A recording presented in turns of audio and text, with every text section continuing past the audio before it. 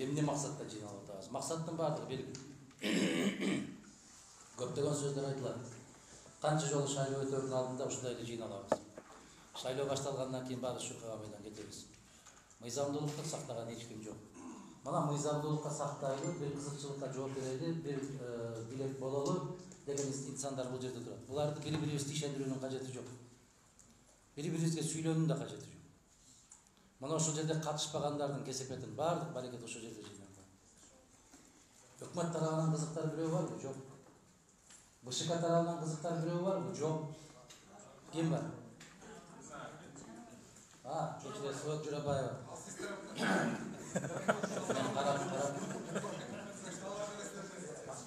Карап көргөн. Туура. Мен ушул эки гана кишинин кийин Назарали Ариповдун үнү кошулган угуп атат, 3 эле киши калып атат БШКда. Ол жерде Акылбек Сариев мырза отурат, экс БШКнын төрагасы. Биз бузуп келгенбиз мыйзамды. Биз тебелеп келгенбиз мыйзамды. Мындан арыраак тебелене берет. Кыргыздар келгиле мындайда сөз сүйлөшөлү. Азыр сүйлөп тарап кетип, ар бир өзүнүн оокаты менен кетип калат. Бул маселе бул жерден ритайып бир кадамда жылбайт. Биздин баягы коомдук уюмдардагы, саясий уюмдардагы баары туруксуз позицияда. Түштөн кийин чакырып, сен туура эмес түшүнүп калыптырсың, сен туура эмес жерге барып отуруп калыптырсың десе, ошол жака кете берет. Эдил мырза түшкө чейин бирди айтып, түштөн кийин бирди айтканын кесипети ушуга алып келет Кыргызды. Муну биз мойнубузга алышыбыз керек. Мыйзамды өтөбү деген суроону коюп атасыздар. Менимче саясий кандайдыр бир сабатсыз инсандардан башкасынын баары бул суроого жоопту берип койгон. Раша. Мына эң алыскы деген Баткен областынан баштап кече Жалал Абад областы менен жыйындарды бүтүрүп, биз активисттер менен, жарандык активисттер менен жыйын өткөрүп келдик. Ушул жерде отурган Бишкектин каймактарыбыз деп отурган инсандар мен сиздерге пайызы мыйзамды өтпөйт деп эле чектип коюп отурат. Бизге ачыктан ачык айтып атат. Шайлоонун жыйынтыгы бүткөн. Бекер аракет кылып атасыздар. Мугалимдердин баарын барчу жерге алып барып койгон. Милициялар иштеп атат. Башкалардын баары иштеп атат. Имитация кылганды токтотпойсуңарбы деген маселе болуп атат, туугандар.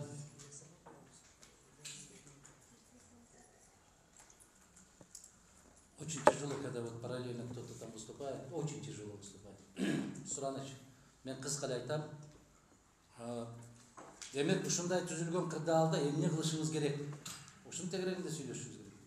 Мен айтканым, моундай шайлоону эгерде жогорку соттун чечимин бүгүнкү күндө БШК кулагына илбегендиги бул текебердиктин туу чокусу. Биз мыйзамды аткарбайбыз деген жараян бул белги, бул ишара, бул чечим, бул деген сөз. Урматтуу талапкерлер, күрөшүңөрдү жүргүзө бергиле. Кагылайым калк добушуңарды бере бергиле. Бирок ким канча добуш алат, аны биз чечебиз деген жараян бул. Ушуну түшүнбөй атабызбы, билбей атабызбы, акылыбыз жетпей атабы ушуга. Ушуну билип туруп, мен жана бир сүйлөгөн сөзүмдө турмуштан мисал келтирдим да, баарыңыздар көрөсүздөр. Жаныбарлар жөнүндө көрсөтүүлөрдү көрөсүздөр. Антилопа гнуну салыштырдым мен. Антилопа гну 100 миңдеп жүрүшөт. Саванада 100 миңдеп, миллиондоп жүрүшөт. Алдынан бир 20 килограммдык гепард деген мышык чыгат. Дыргаяктаган бойдон качат. Ушундай качат. Баягы мышык бирөөсүн кармайт, калган 100 миң деген мурдун көтөрүп алып, бышылдап карап тура берет. Кудайга шүгүр мага тийген жок деп. 30 сантиметрден мүйүздөрү бар. Бир тепсе мышыктан эч нерсе калбайт. Бирок качат дыргаякта. Биздин коом азыр ушул окуяны эстетет да. Да, бир БШК, бир киши, мен атын айтпай билесиздер, ким штабты жетектеп аткан. Ошол бир чечим кабыл алып койсо, 6 миллион кыргыз тегеренип жүрөт да ошонун тегерегинин астында. Не кылабыз деп? Бир жолу бар, урматтуу туугандар, замандаштар, бир гана жолу бар.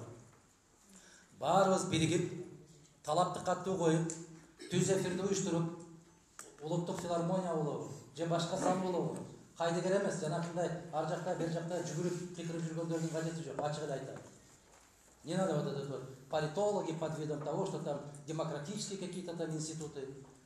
Истинный баягы биздин нукра каада салттарга баш ийген азаматтарды жыйнап туруп ошол жерде чечим кабыл алышыбыз керек. Эмнеге чейин алышыбыз керек? Бүтүндөй дүйнө уксун. Кыргызстанда таза шайлоо мүмкүн эмес.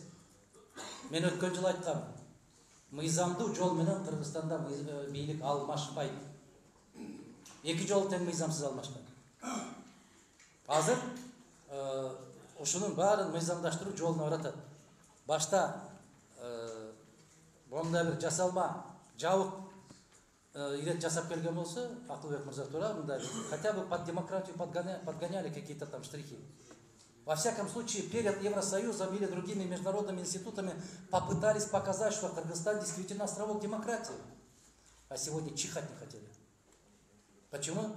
Потому что люмпинизированная, деградированная, безответственная, безграмотная власть сегодня, она не чувствует свою ответственность. Ни перед кем, абсолютно ни перед кем. И мне решил сказать, либо надо полностью игнорировать, надо принимать политическое, волевое решение. Если мы будем сегодня говорить о том, что в Кыргызстане будут проводиться честные и чистые выборы, прозрачные, хотя бы по минимальным требованиям, то здесь сидящие не имеем права сегодня жить. Почему? Потому что это неправда. Это ложь, это лживое мнение. Эффект кандай болуш керек бүгүнкү жыйындан? Келиңиздер жыйналалы. Курултай деп жүрүп, курултайдын да ашмалтайын чыгардык да, башка бир формасын табышыбыз керек. Не деген бир формасын таап туруп, курултай десең элдин итиркеге келип баштады азыр. Себеп партияларымдын курултайы бар, көчөңдүн курултайы бар, урууңдун курултайы бар, ит болуп бүттүк. Ачык айтам. 1,5 мүнөтүңүз болду. Рахмат, мына 1 мүнөт деп турам. Баягы кайдыгер эмес инсандарды жыйнап, бүгүн жазуучуң да жок, акының да жок, окумуштууң да жок, академигиң да жок, Кыргызды токто деген киши жок бүгүн. Келгиле анда жыйналалы дагы, чоң жыйын өткөрүп, же бул шайлоодон кийин Кыргыз мамлекети калат, же шайлоодон кийин мамлекет катары калышы кыйын деген чекитти коюшубуз керек. Башка жолу жок. Призывать бесполезно.